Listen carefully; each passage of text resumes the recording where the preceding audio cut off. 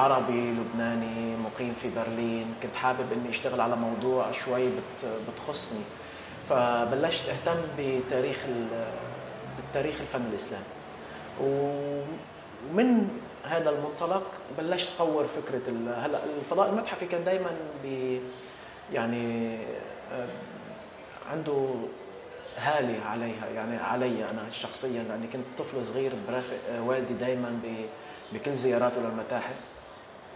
بس بنفس الوقت كان في كمان إشكالية إنه سلطة المتحف في تقديم المعرفة، في أزمة بقراءة التاريخ، بكتابة التاريخ، بصدقية المعلومة المقدمة. فهذا يعني هذا المشروع اللي هو مشروع البراق بتصور قدر يجمع كل الهواجس وكل التساؤلات اللي كانت بتخطر ببالي، وبلشت يعني أنا من عام 2006 تقريبا بشتغل على مشروع البراق. المتحف كمؤسسة عنده نوع من الصدقية، يعني وقت ندخل على فضائه نحن بنتخلى عن جزء من موضوعيتنا، يعني ما بنحط أي معلومة تحت التساؤل. فكان هون يعني هي النقطة الرئيسية اللي أنا كنت عم بشتغل عليها، إنه طيب شو اللي بيخلينا إنه نحن نتقبل المعلومة كمسلمة وما نضعها تحت مجهر التدقيق والتساؤل والسؤال والرفض. يعني نحن تاريخنا ما كتبناه، تاريخنا بينكتب.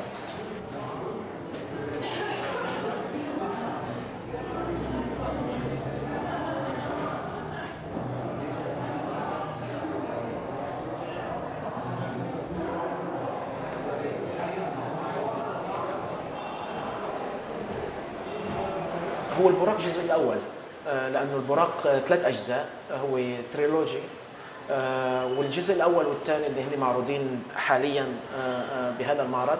الجزء الثالث للأسف ما صار عندي بعد. بالنسبة للبراق رقم 1، يعني هي القصة بتحكي عن عملية اكتشاف لبقايا عظمية في مدينة القدس. فهذه البقايا ترسل إلى برلين، في برلين يعاد ترميمها ونسخها، وبين عالم طبيعيات في برلين وعالم في ميونخ بيصير في مراسلات حول طبيعة الاكتشاف.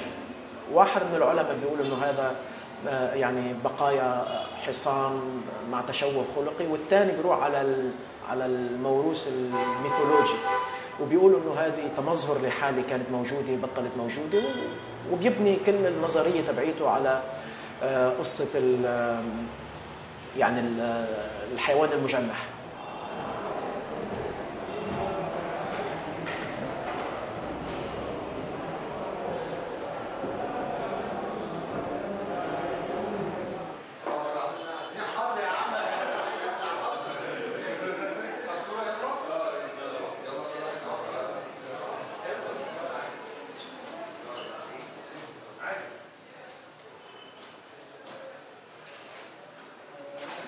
القصة الثانية شوي هي بتحكي عن علاقة العائلة الهاشمية بالاستعمار، يعني بالإنجليز. وبقول أنا بستعمل بعض المفاهيم، يعني بعض الأحداث التاريخية لركب على هامشها شغلات خيالية، وبخليهم يصيروا بشكل متوازي لحتى أعطي أكثر مصداقية. يعني بصير واحد بيخلط بين التاريخ بين الحقيقي والوهمي.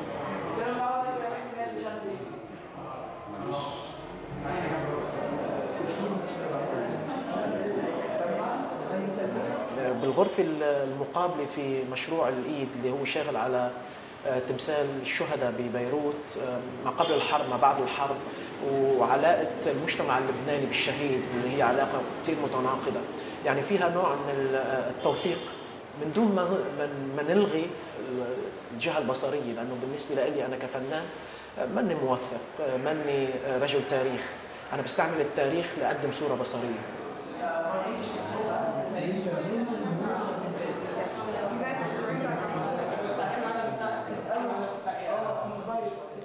معظمهم عجينة ورق، يعني بابي ماشي. طبعا في هياكل وفي اسلاك معدنيه وفي بس معظم الاشياء المعروضه هون هي معموله بعجينه الورق.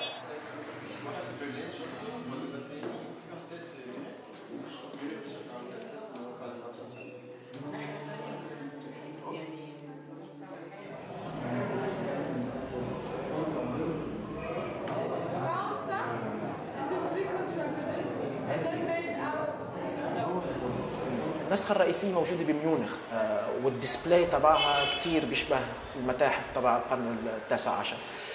فأنا استعرضت عن هالشيء، عملت نسخة للقاهرة خصيصا. يعني ما عملت نسخة مطابقة يعني 3 نسخ، وكل نسخة إلى خصوصيتها، بيتشابهوا بعض النقاط، بس كل نسخة إلى خصوصيتها.